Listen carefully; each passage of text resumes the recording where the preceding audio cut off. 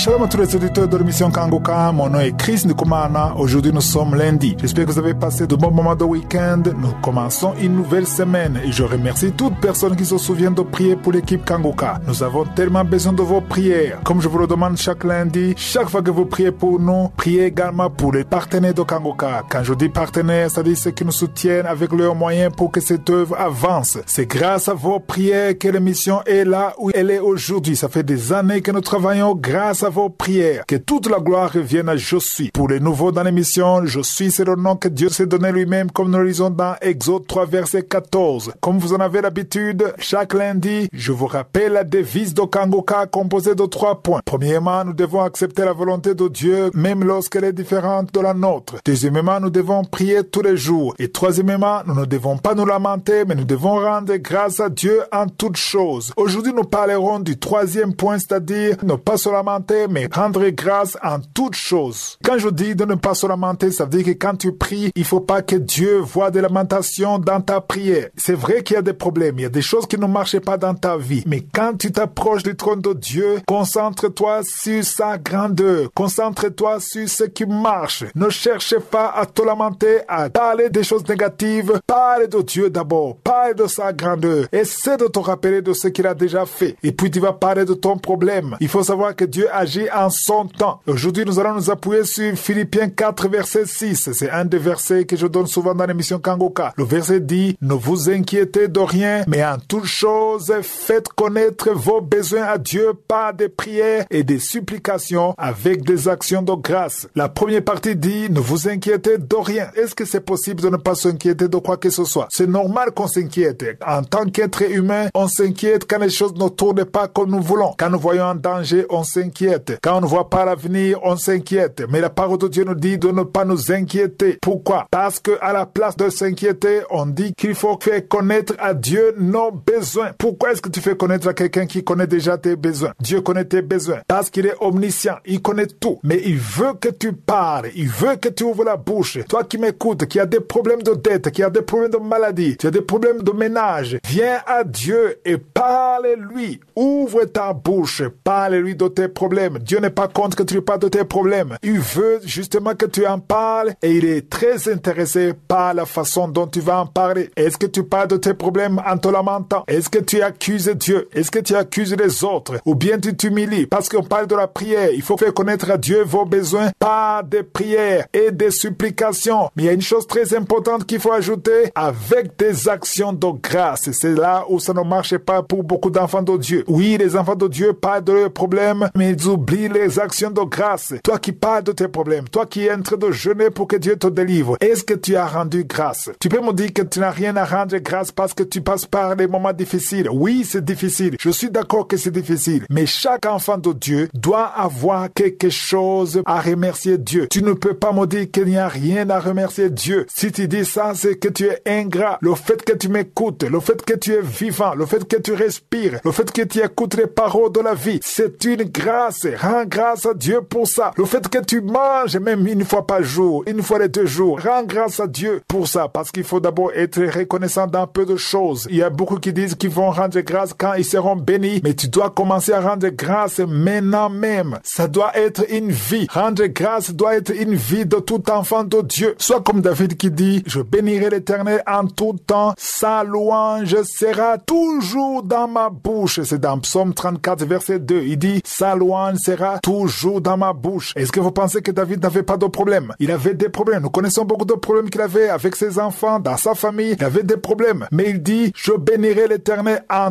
tout temps, sa louange sera toujours dans ma bouche. Pas parfois, mais toujours dans ma bouche. Donc c'est une décision que tu dois prendre. Tu dois te décider et dire que tu dois garder la louange dans ta bouche malgré les problèmes. Parce que la louange libère. C'est la louange qui donne la force. Il faut te concentrer sur ce qui marche et concentre-toi sur la grandeur de Dieu. Et chaque fois que quelque chose ne va pas, dis Seigneur, même si je traverse cette situation difficile, je sais que tu es Dieu. Je sais que tu es sur le trône. Je sais que tu as le pouvoir de tout changer. Que toute la gloire te revienne. viennent. Au lieu de t'inquiéter, proclame la grandeur de Dieu, proclame sa puissance, cesse de te lamenter, cesse de parler de ce qui ne marche pas et parle de sa bonté, de sa miséricorde, de sa gloire. Qu'est-ce qui sort de ta bouche? Tu dois vérifier les paroles qui sortent de ta bouche parce que les paroles qui sortent de ta bouche ont un impact sur ta vie. Même si tu ne le dis pas devant les gens, tout ce que tu dis pendant la prière a de l'impact sur ta vie, sur ta journée.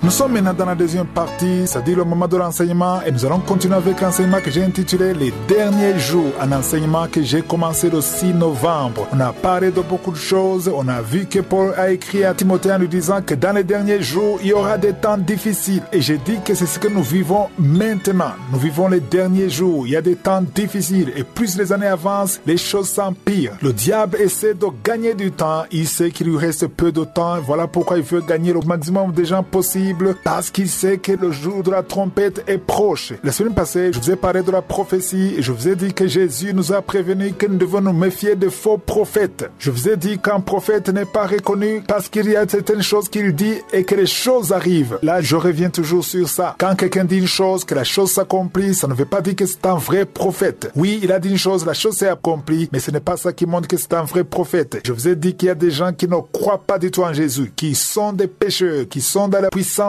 magique, la puissance du diable, mais qui disent des choses et que les choses s'accomplissent. Ce sont des voyants et certains sont très connus même dans le monde. Donc la prédiction ne veut pas dire que c'est un vrai prophète. Jésus n'a pas parlé de la prédiction, Jésus a parlé des fruits. Il y a des fruits qui prouvent qu'un prophète vient de Dieu. Et il y a beaucoup de signes qui montrent qu'un prophète vient de Dieu. Et je vous ai parlé de 4 signes. La parole de Dieu, l'humilité, la vie de prière et la délivrance et la liberté par rapport à l'argent. Un vrai prophète, vous le connaîtrez par ces 4 points. Si vous voyez ces 4 signes, ça veut dire que c'est un vrai prophète. Le premier point, et c'est le plus important, vous le jugez par la parole de Dieu. C'est-à-dire que toutes les prophéties doivent être conformes à la parole de Dieu. Et comment est-ce que le saura? Il faut lire la parole de Dieu. Il faut lire la Bible. Lisez vos Bibles. Écrivez les versets que je vous donne dans Kangoka. C'est très important de connaître la parole de Dieu parce que si vous ne connaissez pas la parole de Dieu, ça sera difficile de discerner un vrai d'un faux prophète. Vous qui êtes abonnés sur des chaînes YouTube, vous écoutez les enseignements, mais il faut être capable de discerner la vérité sur base de la parole de Dieu. C'est la parole de Dieu qui nous donne la lumière. Dans beaucoup d'États, il y a ce qu'on appelle la Constitution. Chaque État est construit sur la Constitution. Toi qui m'écoutes, dans ton pays, il y a une Constitution. Donc toutes les lois sont basées sur la Constitution du pays. Et nous qui croyons, notre Constitution, c'est la parole de Dieu. La parole de Dieu, c'est la Constitution. Donc tout ce que le prophète dira doit être conforme à la parole de Dieu. Et le deuxième point, et c'est également un point très important, c'est l'humilité. Comment est-ce que vous verrez qu'un prophète vient de Dieu? C'est un prophète qui est humble. Aujourd'hui, il y a des prophètes qui font des miracles, qui prédisent des choses, que les choses arrivent, mais ils sont très orgueilleux. On voit l'orgueil, on voit l'arrogance. On n'a pas besoin de chercher, c'est clair, c'est visible. Tout ce qu'il dit, il parle de lui. Il cite son nom, il dit j'ai fait ça, amenez-moi tel,